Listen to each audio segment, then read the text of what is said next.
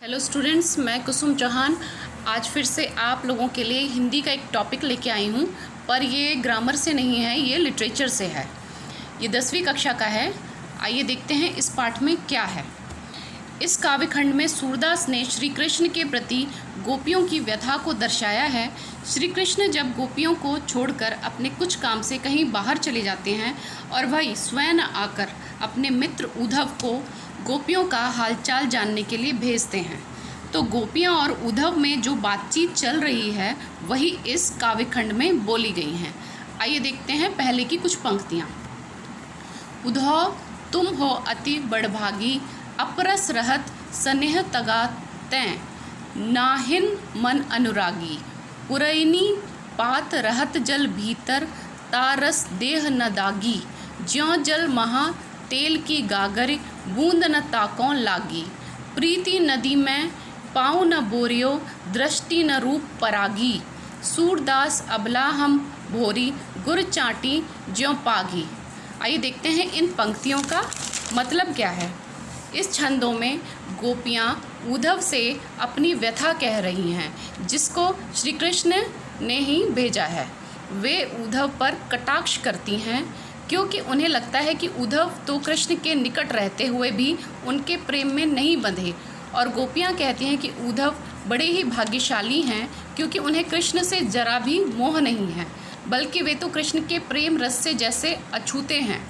वे उस कमल के पत्तों की तरह हैं, जल के भीतर रहकर भी गीला नहीं होता है, जैसे तेल से चुपड़े हुए गागर पर पानी की एक भी बूंद नहीं ठहरती। उद्धव पर कृष्ण के प्रेम का कोई असर नहीं हुआ है। उद्धव तो प्रेम की नदी के पास होकर भी उसमें डुबकी नहीं लगाते, और न उनका मन पराग को देखकर भी मोहित नहीं होता है। गोपियाँ कहती हैं कि वे अबला और भोली हैं, वे तो कृष्ण के प्रेम में इस तरह से लिपट गई हैं जैसे गुड़ में चींटियाँ लिपट जाती हैं। आइए दूसरी पंक्तियों में देखते हैं।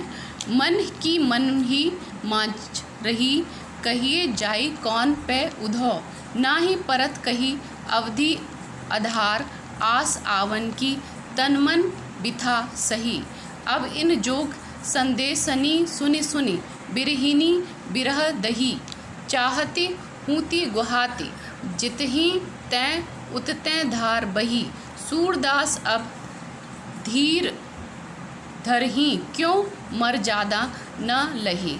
अर्थात इन पंक्तियों का मतलब यह है कि वह गोपियाँ जो हैं वो उद्धव से कहती हैं कि अब उनके जो मन में व्यथा है उसका वर्णन वह कर रही हैं। वे कहती हैं कि वे अपने मन का दर्द व्यक्त करना चाहती हैं, लेकिन किसके सामने कह नहीं पाती, बल्कि उसे मन में ही दबाने की कोशिश करती हैं। पहले तो श्री कृष्ण के आने के इंतज़ार में उन्होंने अपना सारा दर्द सहा था, लेकिन अब श्री कृष्ण के स्थान पर जब उद्धव आए हैं तो वे अपने मन की व्यथा में किसी योगिनी की तरह जल रही हैं। वे तो जहाँ और जब चाहती हैं कृष्ण के वियोग में आँखों से प्रबल अश्रुधारा बहने लगती है। गोपियाँ कहती हैं जब प्रेम की मर्यादा का पालन ही नहीं किया तो फिर गोपियों को क्यों धीरज धरें। ये गोपियाँ उद्धव से कह रही हैं। हमारे हरि हारिल की लकड़ी, मन क्रम वचन नंद नंदन उर, यह दृढ़ करे पकरी, जागत सोवत स्वप्न दिवस निसी, कान्हा कान्हा जकरी, सुनत जोग लागत है ऐसो, ज्यों करुई ककरी, सू तो व्याधि हमको ले आए, देखी सुनी न करी, यह तो सू तिन्ही ले सौंपों, जिनके मन चक्री। इन पंक्तियों का अर्थ यह है कि गोपियाँ कहती हैं कि उनके श्री कृष्ण तो हारिल चिड़िया के समान हो गए हैं। जैसे जो एक चिड़िया है जिसका नाम हारिल है, उसकी तरह हो गए हैं। जैसे हारिल चिड़िया किसी लकड़ी को सदैव पकड़े ही रहता है, उसी तरह उन्होंने नंद के नंदन को अपने हृदय से लगाकर पकड़ा हुआ है। वे जागते और सोते हुए सपने में भी दिन रात केवल कान्हा कान्हा करती रहती हैं। जब भी वे कोई अन्य बात सुनती हैं तो वह बात उन्हें किसी कड़वी लकड़ी की तरह लगती है। कृष्ण तो उनकी सुध लेने नहीं आए, बल्कि उन्हें प्रेम का रोग लगाकर चले गए। वे कहती हैं कि उद्धव, अपने उपदेश उन्हें दें जिनका मन कभी स्थिर नहीं रहता। गोपियों का मन तो कृष्ण के प्रेम में हमेशा से अचल है। हरि है राजनीति पड़ी आए, समुझी बात कहत मधुकर के, समाचार सब पाए। एक अति चतुर पुतः पाहिले ही, अब गुरु ग्रंथ पढ़ाए।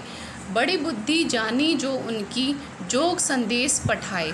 उद्धव भले लोग आगे के, परहित डोलत धाये। अब अपने मन फेर पाई हैं, चलत जू हुते चुराए। ते क्यों अनीति करें आपुन, जय और अनीति छुड़ाए। राजधर्म तो यह सूर, तो प्रज्ञा न जाहे सताए।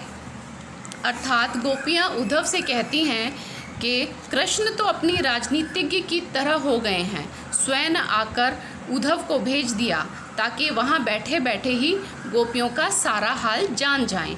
एक तो वे अपने से ही चतुर थे और अब तो लगता है कि गुरु ग्रंथ पढ़ लिया है।